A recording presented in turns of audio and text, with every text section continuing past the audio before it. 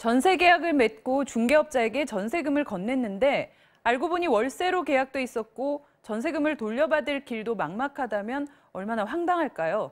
이 공인 중개업자들이 집주인과 세입자를 중간에서 속이고 전세 보증금을 가로챈 사건이 발생했는데 피해 규모가 60억 원이 넘습니다. 부동산 소식 전해드리는 목요일의 오아시스. 오늘은 이 같은 전세 사기 수법과 또 피해 예방법 자세히 알아보겠습니다. 이동현 KB 하나은행 부동산 자문센터장 나오셨습니다. 어서 오세요. 네, 안녕하십니까. 네. 자, 앞서서 사건 내용 간단하게 저희가 정리해드렸는데 네. 이런 수법의 전세 사기 실제로 많이 일어나고 있습니까? 네, 실제로는 우리가 드러나지 않았을 뿐이지 현실에서는 좀 일어나고 있습니다. 네. 이게 적지 않은 게 우리가 집주인이 보통 보면 중개업소에다 위임하는 경우가 많이 있거든요. 예. 이랬을 때 이런 본의 아닌 피해가 나타나는 경우가 우리가 드러나지 않았을 뿐이지 많이 있습니다. 네.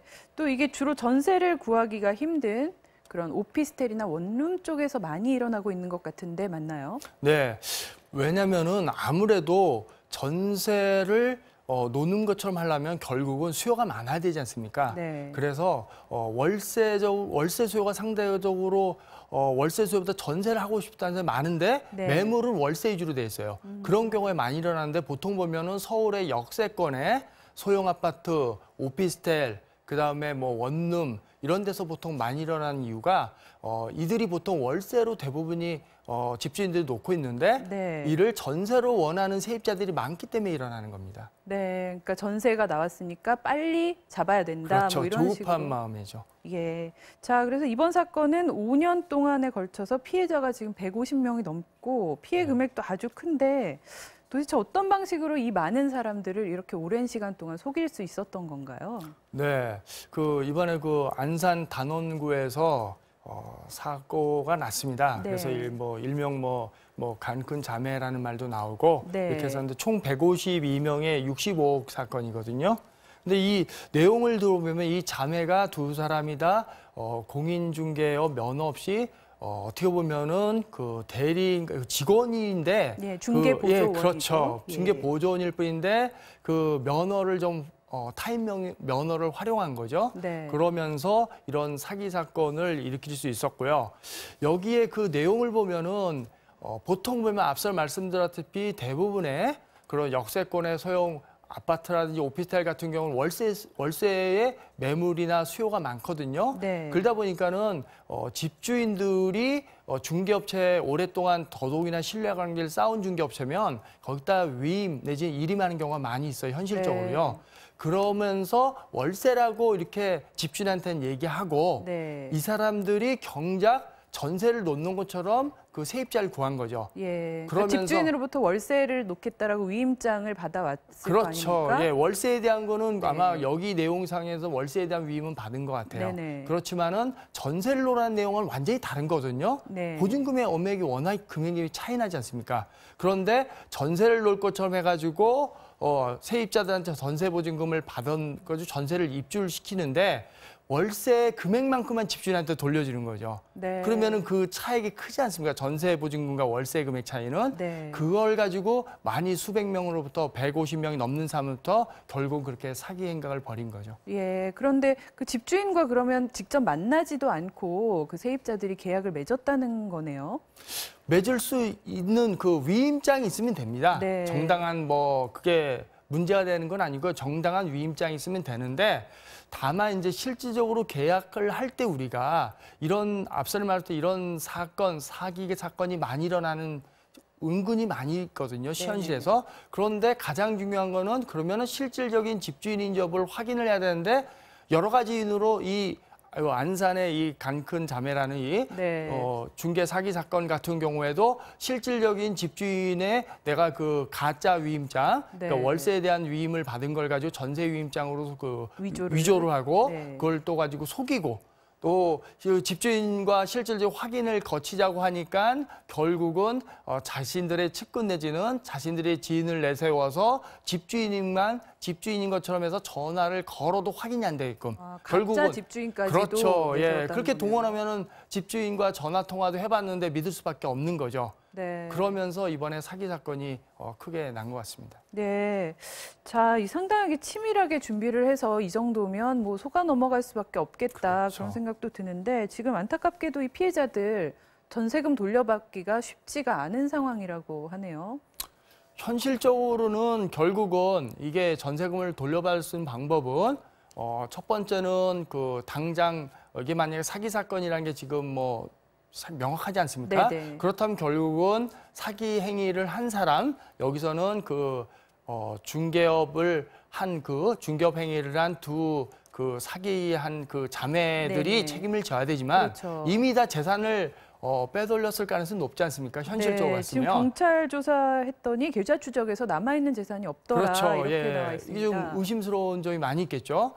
자금을 이미 다 감춰놨거나 아니면 확인 안 되게끔 이미 얻다가 숨겨놨거나 그런 상황에서 결국은 그 사람들한테 소송을 한다고 받아내기가 쉽지 않아요. 네. 그러면은 그 다음 방법으로 받을 수 있는 거는 집주인을 통해서 받으면 돼요, 사실. 그런데 네. 이 집주인이 분명히 자기는 정당하게 월세 계약이라는 거를 위임했지 전세 계약을 위임한 적이 없었거든요. 네. 그리고 또 하나는 뭐냐면 집주인과 그 임차인이 그 실질적으로 전세 계약을 한다는 그 확인 절차를 못했지 않습니까? 사기하는 사람들이 결국은 그 가짜 집주인을 내세웠기 때문에 네네. 그러면 집주인 원래 원집주인 입장에서는 과실이나 이런 게 발견하기가 쉽지 않아요. 네. 그러면 결국 원 집주인한테 보상받기도 어렵죠. 예. 그러면 사실상 이게 지금 큰 피해액이 보전될 방법이 쉽지 않습니다. 예, 지금 이 그 사기 사건 그 혐의자들, 그러니까 말하자면 이른바 간큰자매 네. 그 사람들은 경찰 조사에서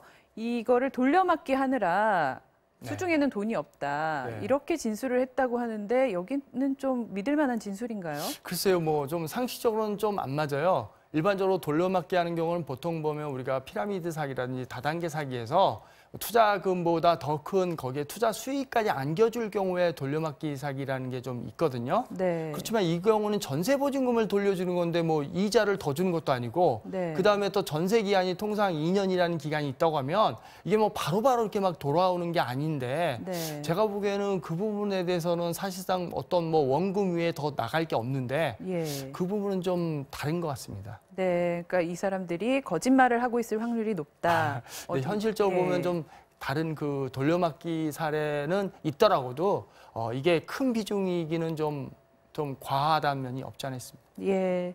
자, 근데 이 부동산 계약할 때 보면 이 중개업소에서 1억 원짜리 그 보증 공제 증서라는 네. 걸 주지 않습니까? 네, 있습니다. 그렇다면 피해자들이 이걸 활용할 수 있는 방법은 없을까요? 이게 현실적으로는 좀 만만치 않은 게요. 네.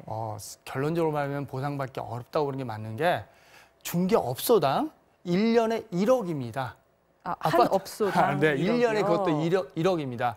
그리고 만약에 먼저 어느 보상을 다른 사람이 먼저 받아가면 또 못 받는 거 아닙니까? 네. 1억이라는 건 사실 우리가 아파트도 요즘에 9억 이하가 아니라 9억 이상짜리 아파트가 많은 게 서울에는 현실인데 네. 이게 뭐 1억 보장받는다는 거는 사실상 큰 의미가 없죠. 네. 더더욱이나 1년에 한 건 1억이라는 거는. 그래서 이런 거에 대한 현실화 방안이 네. 좀 구체적으로 좀 이제 논의될 때가 된 것 같고요. 네. 그리고 이에 대한 대안으로서 뭐 별도의 권원보험식으로 이런 부분이 좀 더 보험료를 좀 공적으로 보정해서 네. 좀 더 저렴한 가격에 보증할 수 있는 방법도 이제 좀 논의될 때가 된 것 같습니다. 예, 참 안타깝네요. 이 중개업소에서 이렇게 마음 먹고 속이려고 들면 속을 수밖에 그럼요. 없겠다 이런 생각이 드는데 또 이 사건에서 보면 그 사기를 친 두 자매는 아까 말씀해 주셨다시피 면허가 없었는데 그 남편이라든지 이런 사람들의 면허를 빌려서 사용했고 네.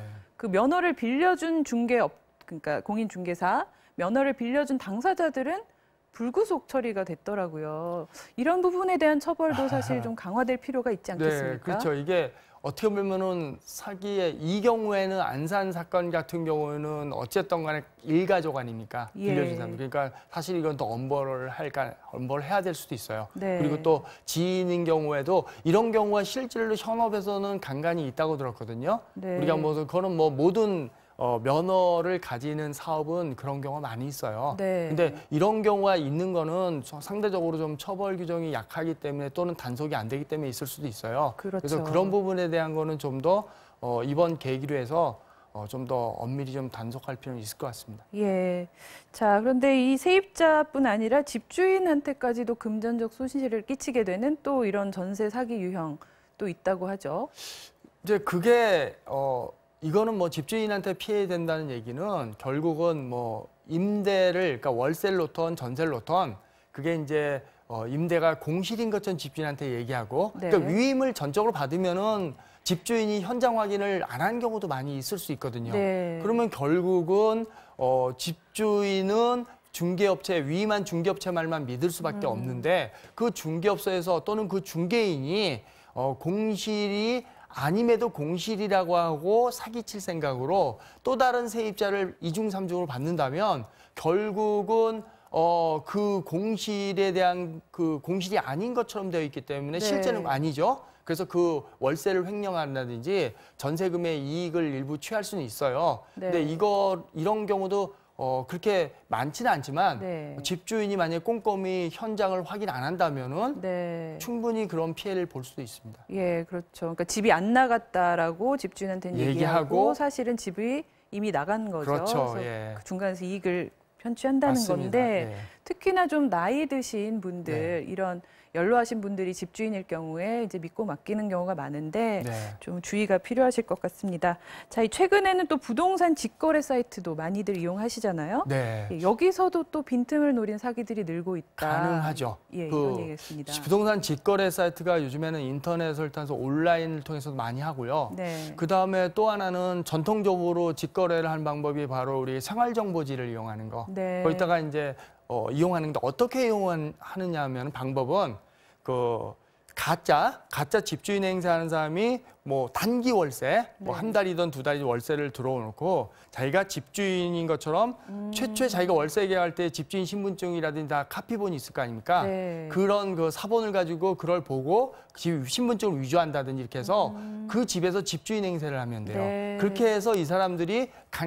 이런 비슷한 유형의 사건도 계속 일어나 왔거든요. 예. 예전부터 지금까지. 근데 이게 직거래라는 경우에 위험한 방법은 뭐냐면 중간에 정상적으로 할 수 있는 그 합법적이 중개하는 공인중개사라는 중간에 그 매개체가 없기 때문에 네. 당사자들이 하면서 검증할 수 있는 게 실질적으로 더 줄어든 거예요. 그렇죠. 한 단계 더. 네네. 그러면은 결국은 뭐냐? 그 사기를 치려고 마음 먹으면 가짜 신분증 위조하고 아까처럼 자기가 본인이 직접 집주인인 것처럼 그 집안에서 생활하고 있기 때문에 세입자는 이 사람 믿고 내가 그럼 여기 전세 들어가 있으면 전세금을 맡기면은 이제 그 사람은 그 돈을 가지고 우리가 흔한 말로 먹튀를 하는 경우 네. 그런 경우가 사기 사건이 전통적으로 그리고 지금의 인터넷 시대에서도 많이 일어날 수 있습니다. 예, 그래서 직접 만나서 꼼꼼히 확인해보고 계약하는 게 최선이겠지만 네. 부득이하게 정말 집주인과 대면해서 계약하지 못한다. 그럴 때는 어떤 점들을 좀 주의해서 봐야 될까요? 결국은 이게 직접적으로 할 수 있는 거는 우리가 신분 확인에 대한 문제가 나와요. 네. 그래서 신분 확인은 우리가 그 행정안전부 있지 않습니까? 예. 그래서 그 행정안전부에서 공식적으로 하는 그 확인할 수 있는 ARS 전화번호가 있어요. 네. 그거를 통해서 우리가 그 ARS 번호 138인가요? 네. 그걸 통해서 하면은 그 번호에서 그 신분증의 진위 여부를 확인해 줘요. 우리가 위조 수포를 확인할 수 있는 네네. 방법으로. 그래서 거기에 이제 그 신분증 당사자의 생년월일과 예. 이제 열세자리 생년월일 그 다음에 가면은 그 주민등록증의 발급일자까지 넣으면은 네. 이게 만약에 도난이나 만약에 어떤 분실된 거면 신고가 들어가지 않습니까? 네. 그럼 바로 이게 도난 또는 분실됐다. 이건 적법 일치하지 않는다는 멘트가 나오고요. 네. 또 이게 만약에 다르다면은 이 신분증은 말씀하신 이 정보하고 맞지 않다고 나오기 때문에 네. 우리가 간단하게 가장 직접적으로 확인할 수 방법이고요. 네. 그 다음에는 현실적으로 본다면은 사실은 그 직거래할 때는 더더욱이나 제 생각인데요. 네.